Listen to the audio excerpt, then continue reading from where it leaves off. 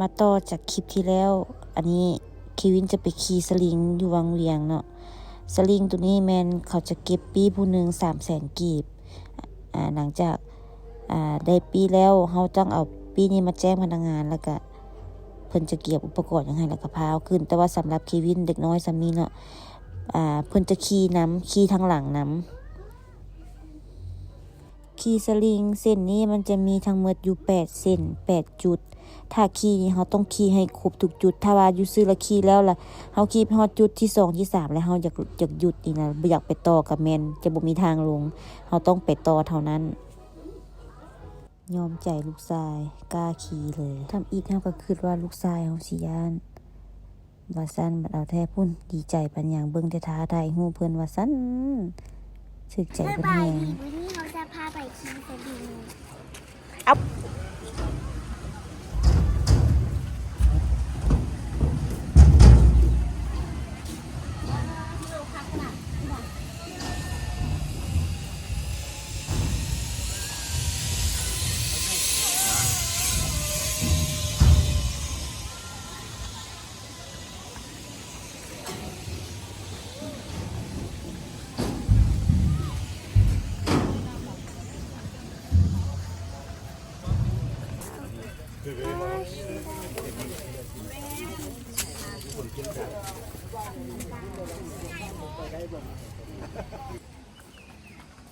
ขี่สลิงใช้เวลาอยู่ประมาณ35 นาทีมันจะมีอยู่8 เส้น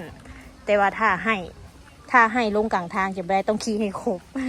เบิ่งกันว่าเควินจะเป็นแล้วใด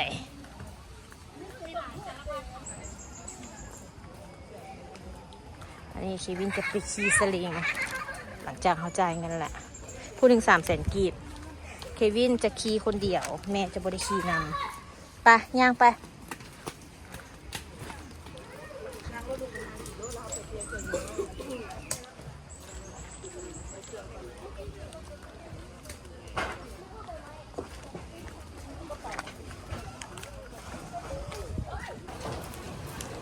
อันนี้เขาก็ใกล้จะฮอดละบอลขี่สลิงละมันจะเขียนป้ายใช่ไหม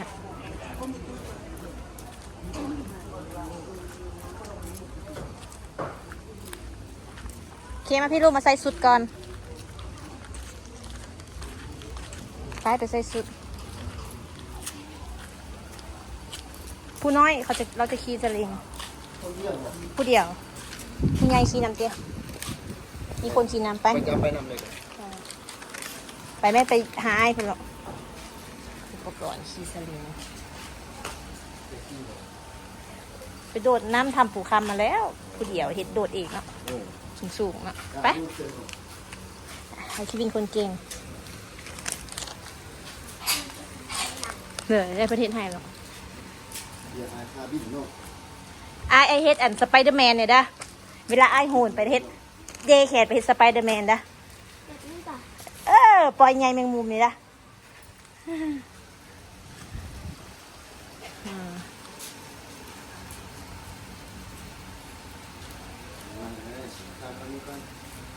ขาเข้าลูก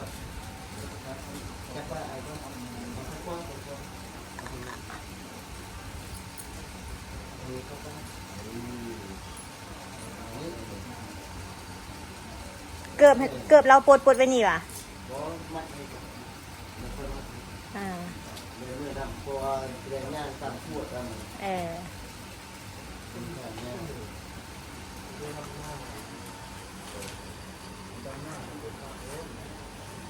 แบ่งขาส่งให้เราเนี่ยเอาไว้แล้วตี้ทำเ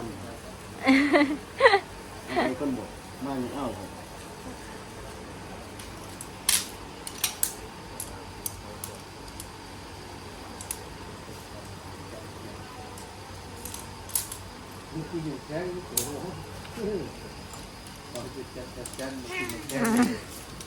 แปลงร่างแล้วยืนจะแปลงร่างแล้วเรือลงมาอยากกินขี้เนาะเชียติดใจอยากขี้อีก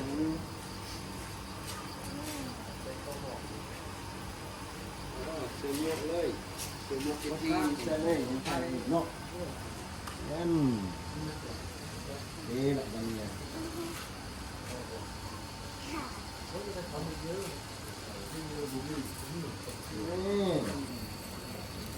ัดเกือบเพิ่นมื้อนี้เพิ่นใส่เกือบอันนี้มาเนาะอย่าเกือบเหี่ย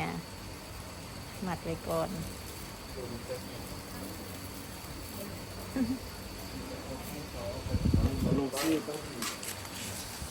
เขียนให้นะเควิน เจ้าเขียน คุณต้องเสิร์ชเควิน เขียนเองมั้งลูกเขียนภาษาจีนได้ปะ อิ๋วอ๋อออกอือ เขียนภาษาจีนแล้ว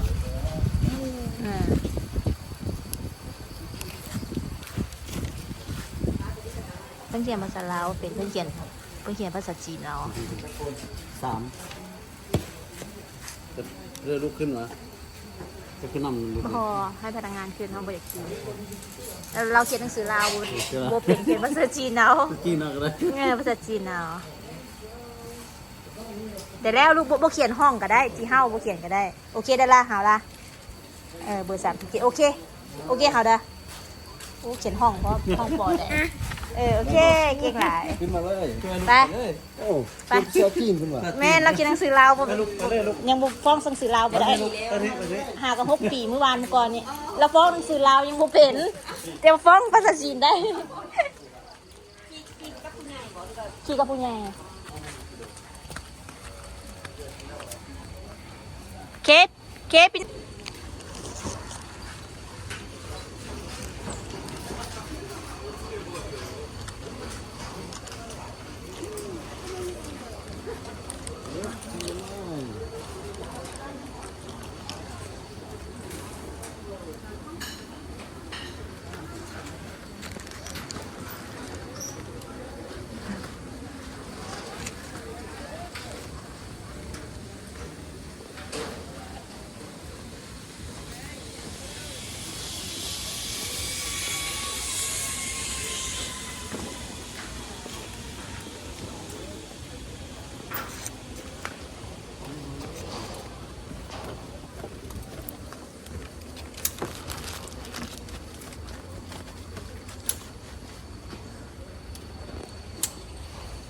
ขึ้นมาที่ก้อน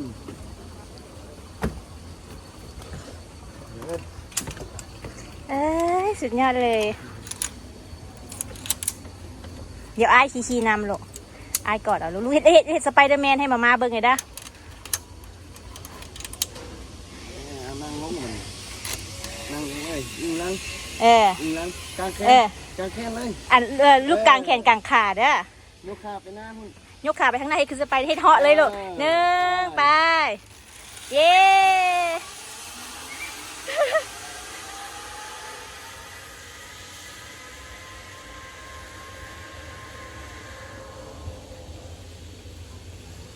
มาแล้วเควินโบมีย่านเลยลูกชายล่ะนี่เควินพี่สลิงอันนี้เส้นที่7เตรียมเส้นที่8วันนี้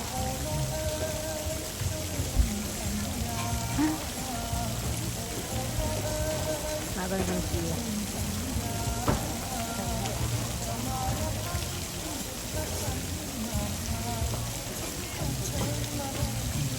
เป็นพี่เกี่ยวเขียมลงเส้นนี้วันนี้เส้นที่เส้นนี้เด็ด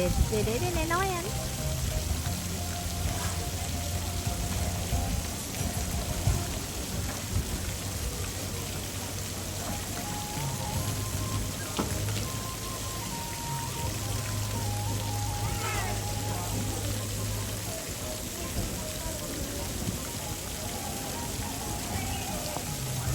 มาละเขียม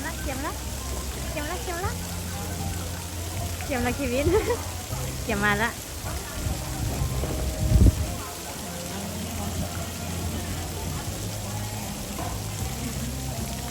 ลอยยน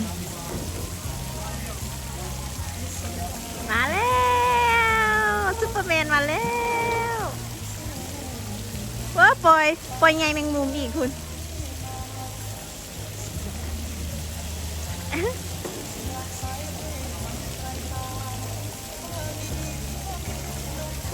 โอเค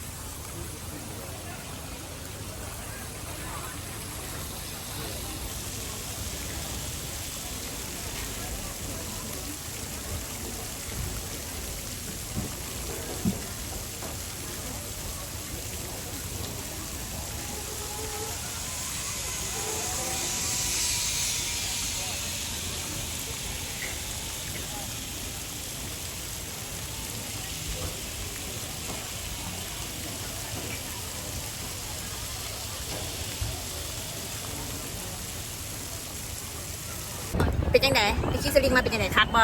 หัก ย่านบ่ อ่ะ รู้เฮ็ดจังได๋แน่เฮ็ดจังได๋แน่เฮ็ดเบิ่ง แบบ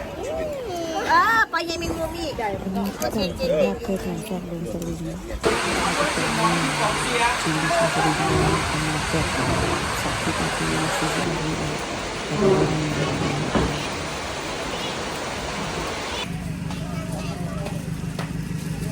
ต้องให้ได้ปากสุดนะพอดีมันมีโซฟีมีขาเป็นเอาปากขึ้นมาสุดๆขาขึ้นมาจากมีโซฟี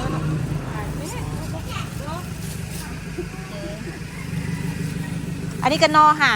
มาใหม่ว้าแกงหวานขนาดนั้นนะอันนี้ก็เครียดไปจะหลังรถแล้วอันนี้มันก็จะไปก้านเหรอวะโอ้เครียดบอกเขายังกลับไปห้องแฮมแต่รถอันนี้แล้วดิ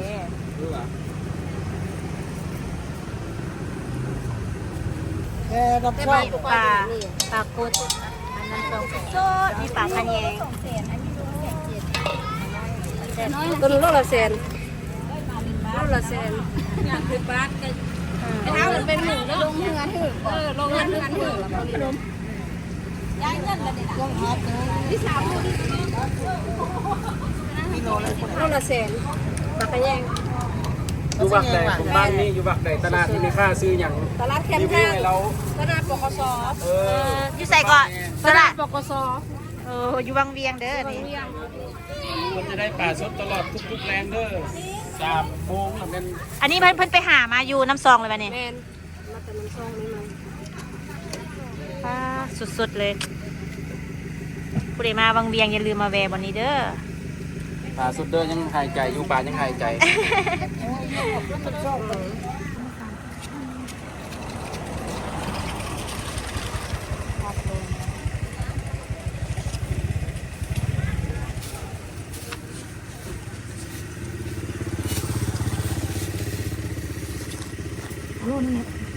พักปลอดสารพิษนะปลูกเองแมันบ่อันนี้มันพักปลอดสารพิษ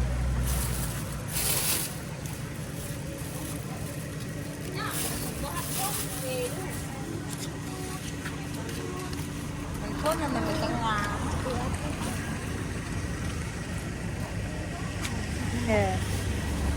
พอดีน้ำสาว จบแล้วทริปวันเวียงบัดนี้เราก็เตรียมเดินทางกลับเวียงจันทน์จ้า ฝากกดไลค์กดติดตามเลยเด้อเดี๋ยวไปเที่ยวบอนใดเทื่อหน้าเดี๋ยวเขาจะถ่ายวิดีโอมาให้เบิ่งอีก